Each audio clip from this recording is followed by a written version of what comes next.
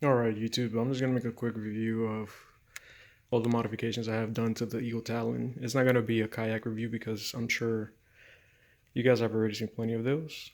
But essentially, I bought this kayak, I would say about 3 weeks ago.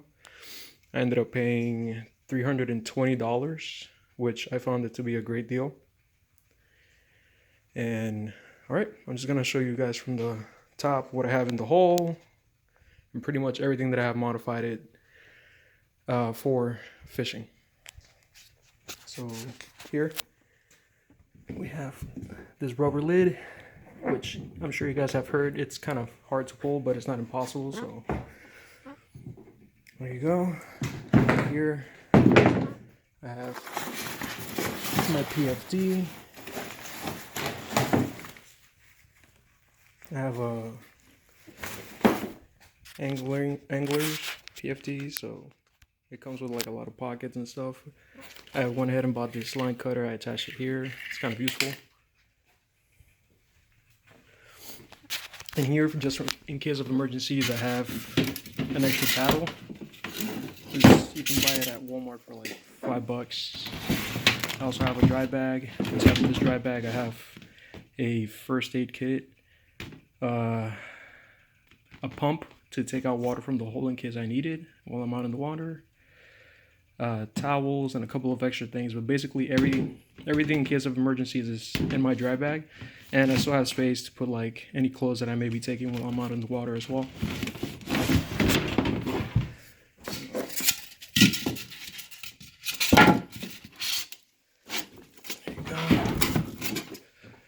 Okay.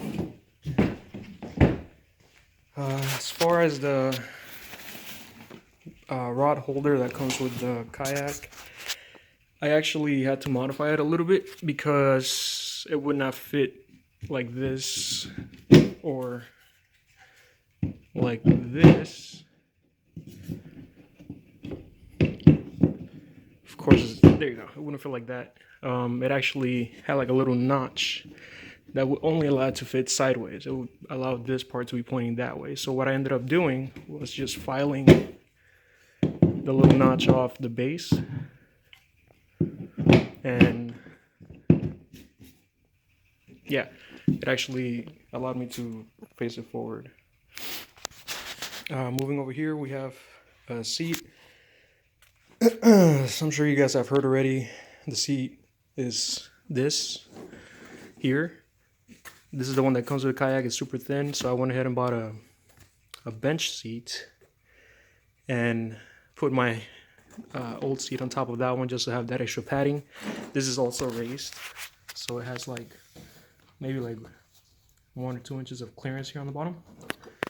I went ahead and put also grip tape on the floor of the kayak so that when I stand up, it gives me that little bit extra reassurance. What else? I went ahead and bought these retractable tool mounts. Here are my fish grips. It actually extends to like 40 something inches, so it's more than enough. And I'll make sure that it doesn't fall from the kayak as well.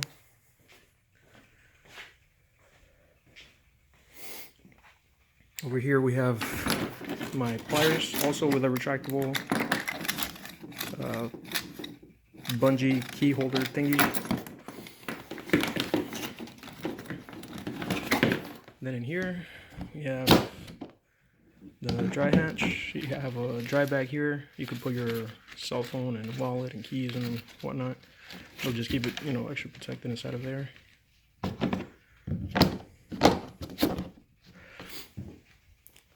Over here we have a fishing net. I bought this at Walmart. It cost me like $12. It expands and it folds down, so it's kind of compact. It's pretty cool. And then the fishing crate, that actually, I've seen a lot of videos of people saying that it doesn't fit on the kayak because they're trying to put it here. But you could just mount it here and then just strap it down to make sure that it doesn't move. As you guys can see, I'm moving my whole kayak, and this is just tied down with bungees, so it's not going anywhere. If you guys want a more in-depth review of the crate, let me know. I'll go ahead and explain how I actually got to that point. And then the back It just has the net that it came with. I went ahead and also built some outriggers for this kayak that actually go through those 2 scupper holes, and they're over here.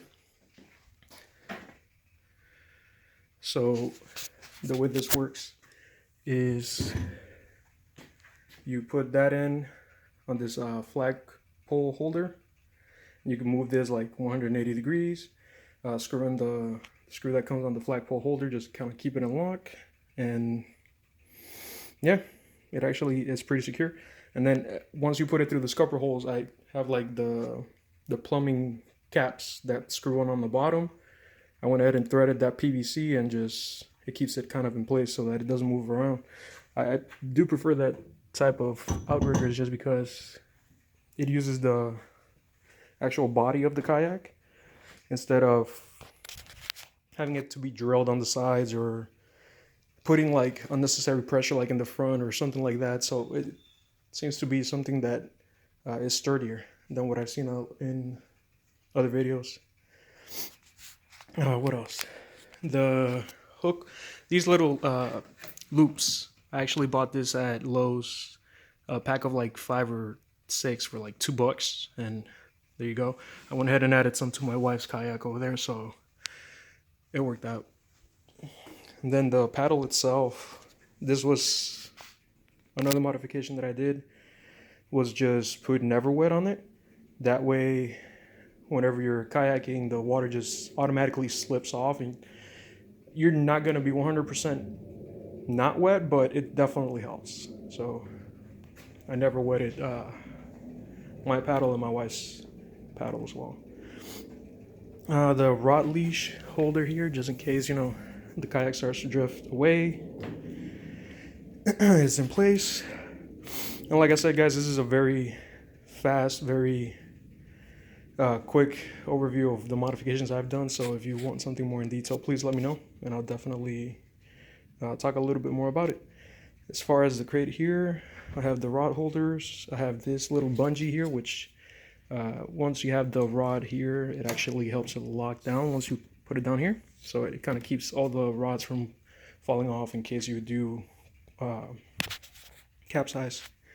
Then the lock on the milk crate, it's just a bungee, and there's the anchor.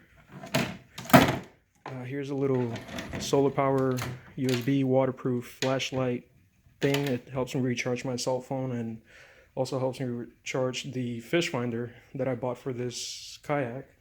Like I said, I really wasn't key on drilling any holes or messing with the integrity of the kayak whatsoever.